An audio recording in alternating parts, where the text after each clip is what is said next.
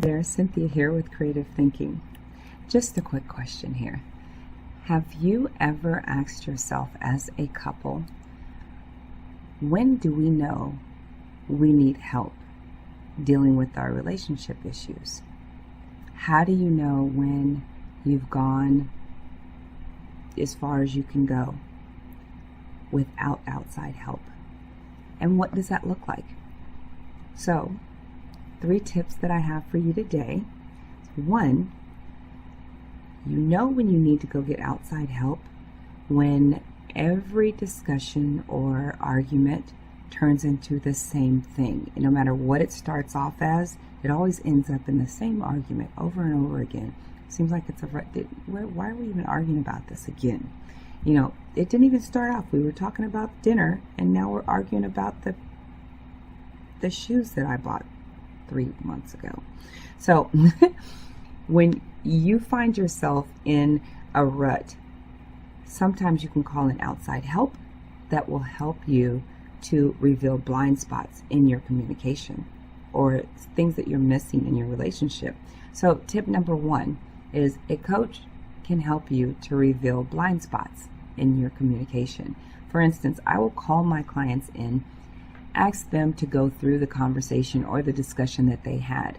I watch them have that discussion, and listening and hearing the body language and the verbiage and everything else, from the outside looking in, I'm able to see where there's something that you said or did that made that person is shut down. He's no longer listening, or she's no longer listening. So as a coach, I can come in and say, did you notice when this happened, this happened?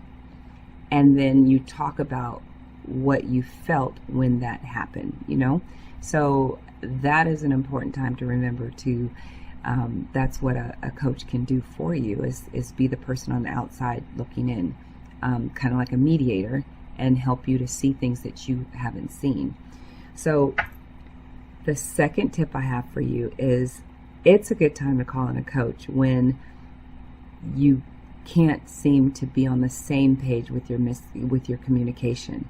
So when there's a lot of miscommunication happening, usually people are talking in their feelings. And when you're in your feelings, you hear with your heart instead of your head, right?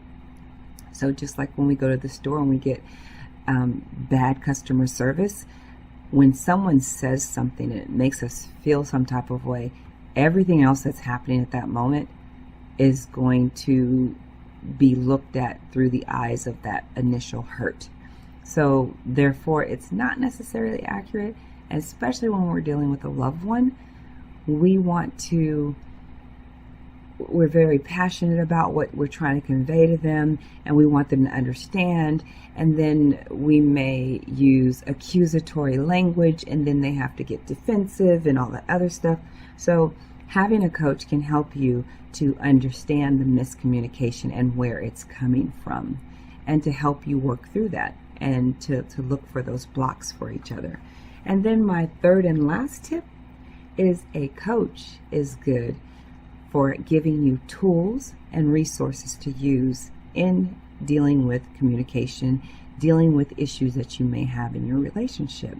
So, for instance, there are times when my clients come in and they have arguments, and the gentleman may be saying that, you know, I hate when she chases me and she just won't leave me alone. We could talk about it another time. I need a day to calm down. And she's like, well, I don't like to go to bed angry, so I need to talk about it now. So then we work together on a compromise. What does that look like? Okay, so now what happens when that happens? So I'll give my clients the homework assignment of figuring out a trigger word. So when they start, if she starts chasing you and you want a break, you turn around and you say something that's going to defuse the situation, like peanuts. So that's the word between the two of you that you know, when he says peanuts, that means I'm doing that one thing that he hates for me to do. So if I stop, he's made this promise to do whatever. That means he takes a break for 4 hours, and we talk about it at bedtime, pillow talk. So we can come up with different tools to give to you that work if you're doing the work in your relationship, then you are able to come up with those tools and use them to be able to communicate effectively. So I hope that helps. And again, the 3 tips are: 1, a coach can help you to reveal blind spots in your communication style or with your relationship issues. Number 2, they can help you with miscommunication and guide you through that to figure out a better way to communicate effectively. And number 3 is a coach can provide you with different tools and resources to use when you guys get into a rut and help you work through your situation. Thank you for watching. I hope you guys have a great week.